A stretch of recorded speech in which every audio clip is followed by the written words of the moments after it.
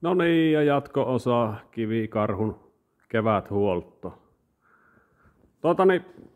Tässä koneessahan on ollut ongelma. Täällä on tämä kivirumpu, mikä heittää kivet tuohon laatikkoon. Niin tälle on ollut ahdistusta. Ja se ahdistuksen syy näkyy tuolla. Pieniä kiviä. No, tässähän oli semmonen juttu, että tästä minä purin irti tämmösen levyyn, mikä nyt sitten on täällä. Näin. Elikkä tuossa noin.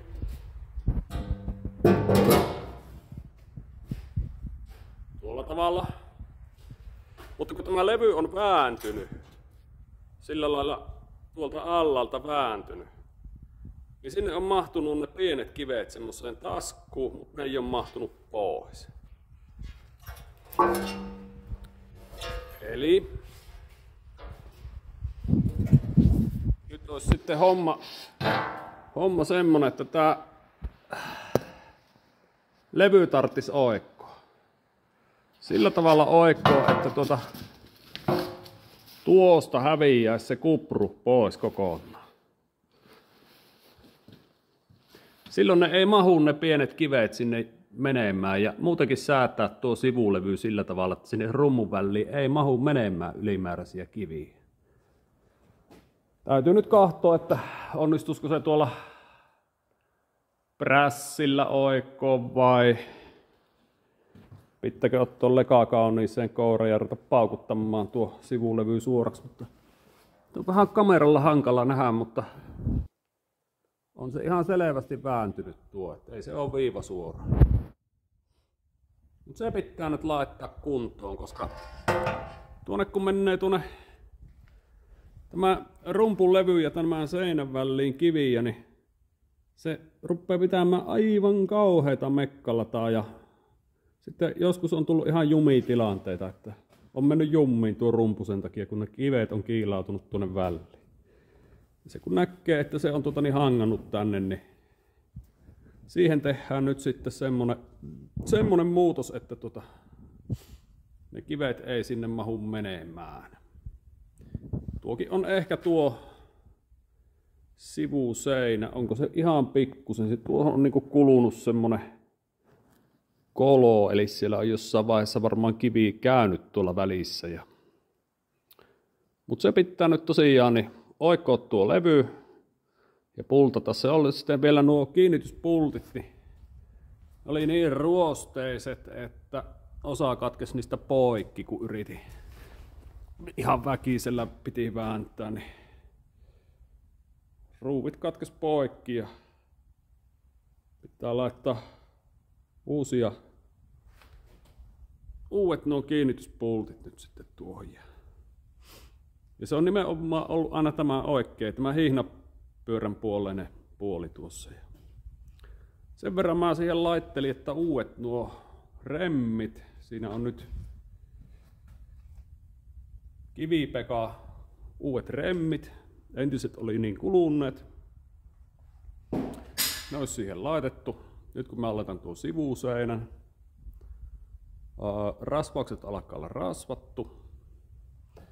Ja sitten vielä pitää tarkistaa nämä kiinnityspultit kaikki, että onko siellä löysällä olevia. Ja tiedän, että osa noista pulteista on niin ruosteisia, että ne ei aukea edes, että ne pitää sitten ottaa vaikka akkurälläkkä ja katkaista poikki. Ja kävin tuolta kaupalta ostamassa siihen uusia pultteja 12 kertaa 100. Ne on kyllä, osa näistä on 10,9 pulttia, mutta on jo monta vuotta käyttänyt normaalia 8,8 pultteja. Ja ne on siinä kestänyt kyllä. Niin. Tuonnekin on vaihdettu jo ihan uudet pultit ja sillä tavalla. Se on nimittäin, no siinä vaiheessahan se on ilkeä, kun on tuolla jossain pellolla ja piikki katkii poikki. Ja sitten yrität ruveta sitä piikkiä vaihtamaan ja ei hitto ne pultit aukkiikaan. Niin tahtoo vähän ruveta keeliuttamaan siinä vaiheessa. Mutta toki tämä kivenkeruulajihan on semmonen, että aina pitäisi olla huoltoauto mukana, missä olisi kaikki välineet.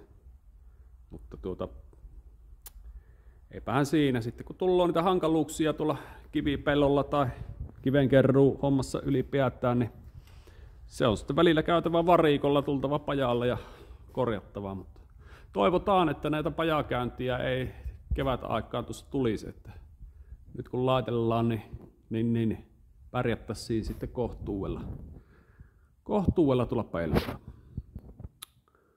Tämmöistä se on tämä koneiden huoltohomma, että jotta aloittaa tekemään, niin yleensä aina homma paisuu. Siitä löytyy lisää. Ja siinä se kyllä tullut oikeastaan hyvin tämä keväthuollon tärkeys vastaan, että kun rupeat konetta niin kuin huoltamaan ja korjaamaan ja kun olet vuosia sillä tehnyt jo töitä, niin sitten muistuukin tässä mieleen, että ai niin, tuohan levyhän se olikin ja tuossahan se olikin se ongelma. Ja en olisi tuotakaan kyllä muistanut, vaan kun rupesin rumpua pyörittelemään ja noita uusia hiihnoja tuohon vaihtamaan, niin se parkas heti niin kimaakalla äänellä tuolta, että no nyt on jotakin tuolla välissä ja sitten muisti, että no joo, että tuohan se on ollutkin jo monta kevättä semmonen harmin paikka. Niin nyt täytyy tehdä siihen hommaan muutos ja koettaa tosiaan laittaa tuo kylkipelti suoristaa ja laittaa homma kuntoon.